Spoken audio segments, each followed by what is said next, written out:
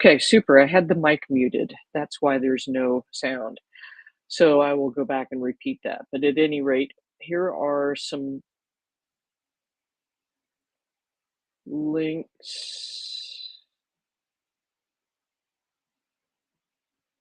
which are not working.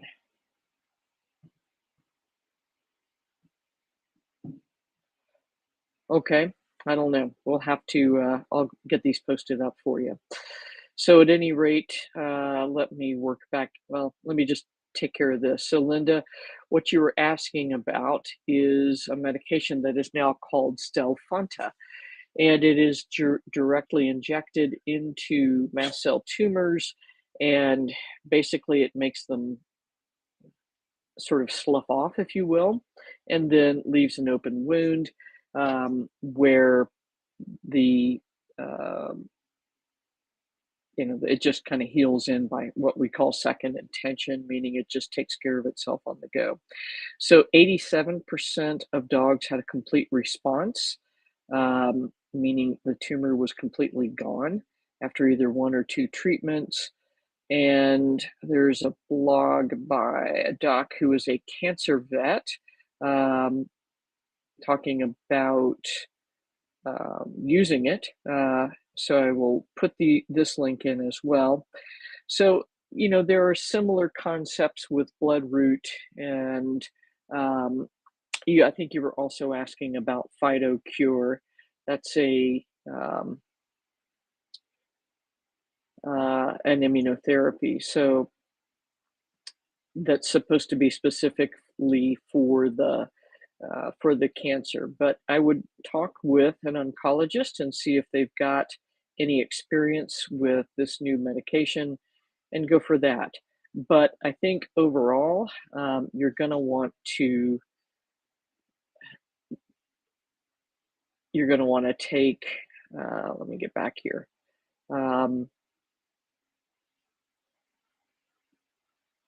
Karen's advice, and I think that's up a little higher. So let me roll back down and take care of this and say thank you and welcome again to Diana, Gail, Deborah, Christine, Jelly Sue, and Jamie. And then Dana, what I was saying about STAMP is you want to know what the urine pH is because that's going to help you dissolve the crystals, if you will. If the urine is too acidic, and often it is on conventional dry food, sometimes down to the tune of 5.5 and 6, with neutral or desired being 7 to 7.5. We add a little baking soda to the food, which again is going to be a wee bit difficult because he's eating all dry food. And if it is too alkaline, meaning above 7.5, then we can add a little vitamin C to help acidify. Now, the fountain is a great idea. Anything you can do to get water into him. So sometimes the novelty wears off, as May points out, but sometimes they like it. And also make sure you are using filtered water. And you can also try soaking the dry food in water and letting it soften up. Sometimes it's just the crack that the oil-based crack they have sprayed on the outside that keeps them addicted. And then the other thing is limit the dry food to maybe half of what he normally would eat, and so that you can prevent him from getting into hepatic lipidosis, and then only put down wet or cooked food and see if that will help. If there are crystals present, this is truly more of a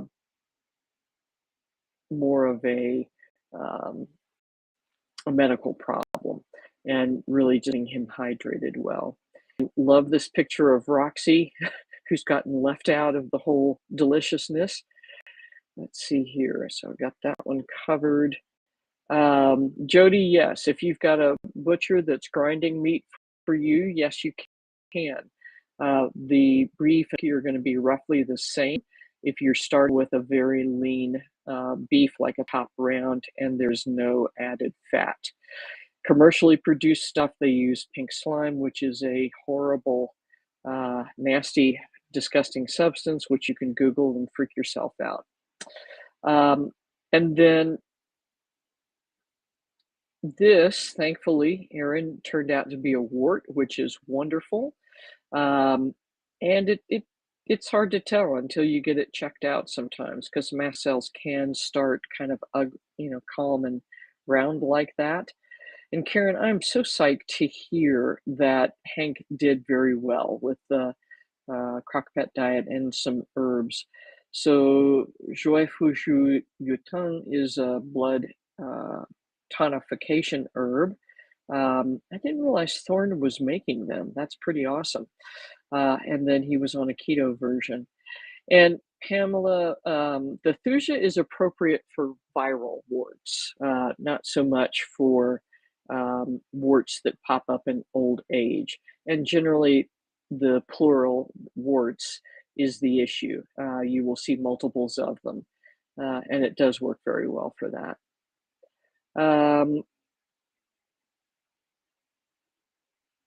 And Linda, the neoplastine is a caustic agent, and so it will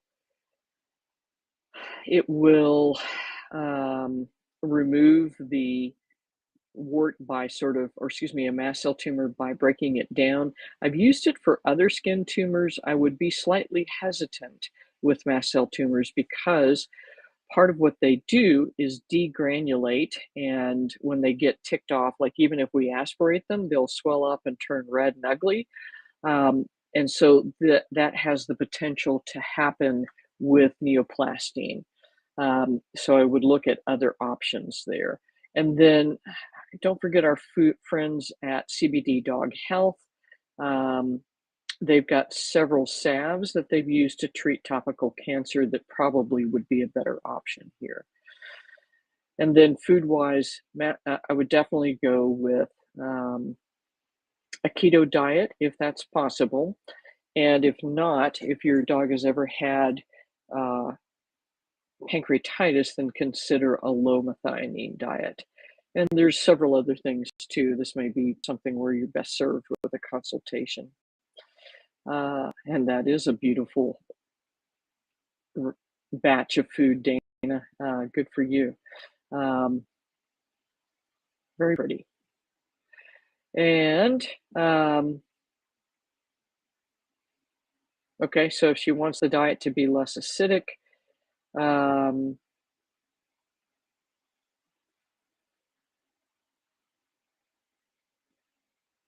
the pretty litter sprinkles actually work reasonably well.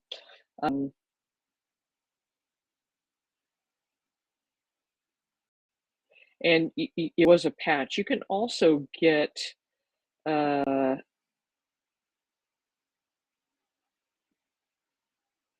urine pH papers and see if you can just dip it into some straight urine, and that's probably going to be more accurate. And he's having issues for anxiety because we're traveling more and the house is torn up. So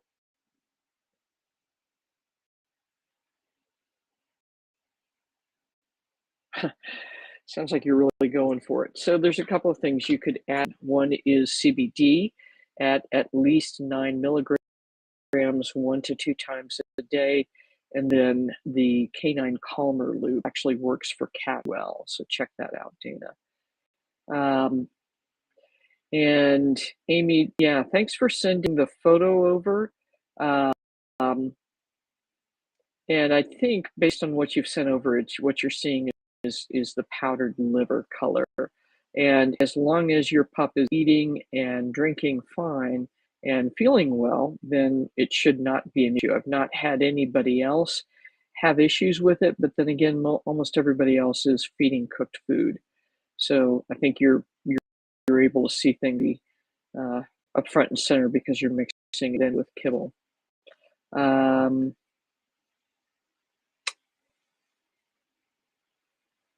And Linda, if this is for your pup that has the mast cell cancer, unfortunately, he now has a pre-existing condition, but I would definitely look into this for your other pups. And Michael's asking why green peas are not listed in veggies for CrockPet. And Michael, it's really because they're starch and not a vegetable. Um, they really are high in carbohydrates, and so you could use them in lieu of rice or um, or in lieu of other beans. So I hope that helps. I think that's it for what's on the page. Let's check our list. Uh,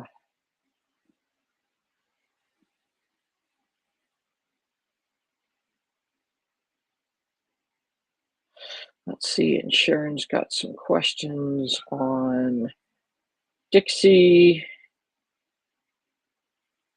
She had a bladder stone that had to be removed previously.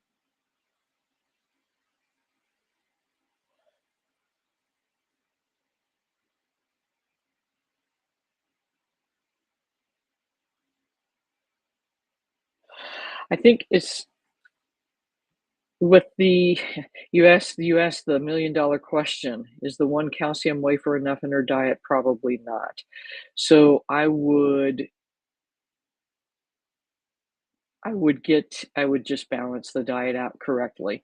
And honestly, when you run out of Dynavite, um, switch to holistic total body support so that and that will replace the whole canine whole body support because we want to make sure that everything is balanced well. The omega should be uh, adequate, and then as far as the uh, urine problems, what I would do is again check our urine pH and make sure that it's where it's supposed to be. So 7 to 7.5 is really where the ideal is. I don't know that chiropractic alignment would cause stones so much. I think that's more of a function of the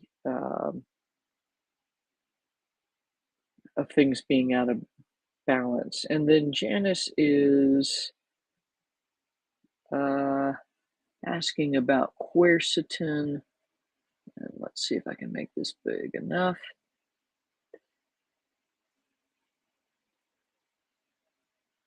I'm not sure. You all happy to look at supplements, but send me a picture of the back so it says how many milligrams, et cetera, et cetera. Um, you can use that, and then frankly, you can use the tablet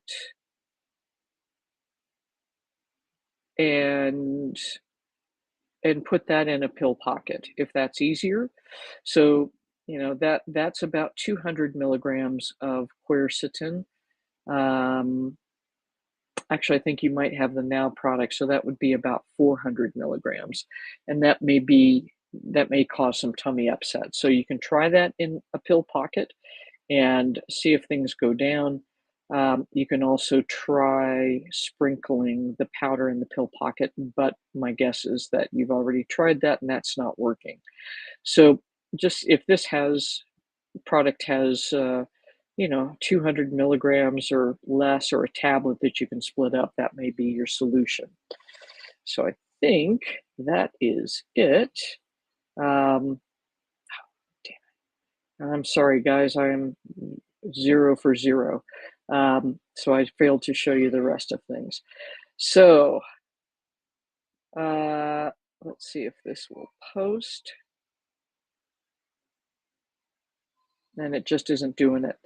Anybody asking questions and not able to get them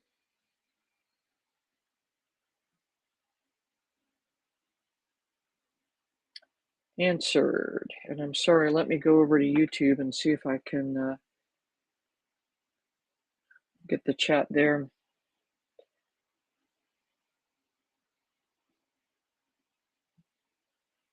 Uh,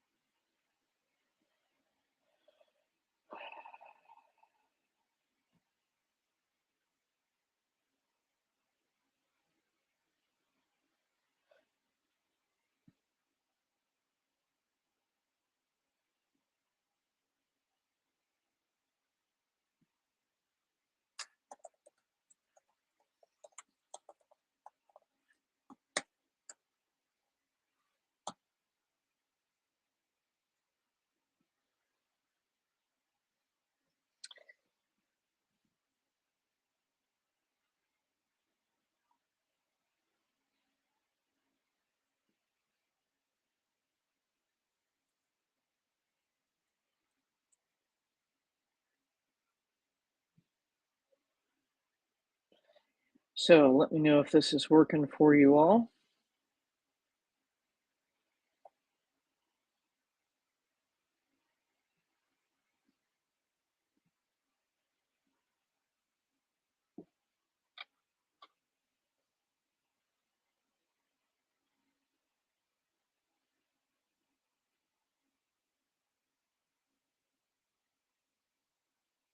Okay, good. I guess it is. Thank you, and you're welcome. Happy to do it. So I think that's all we've got for this week. Ah,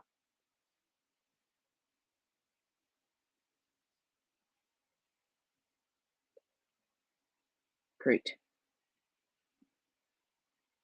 And let's see, somebody has a 9-month-old doodle that had severe Giardia at 9 weeks.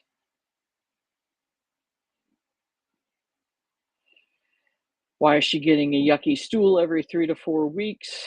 Because her poor gut is not happy. Um,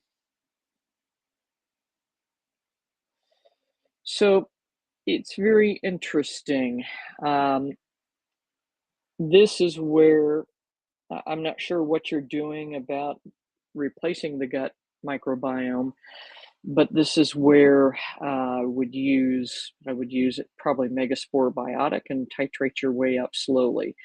And again, there's a whole this group is more to work on food-based issues, health issues, and not so much or adjusting the diet rather to support health issues and not so much adjusting or addressing health issues. But this is where a rotation and elimination diet would be very helpful because at this point, just sort of by default, your pup has leaky gut syndrome. So that would be one way to start to address it. And that's what I've got for you this week.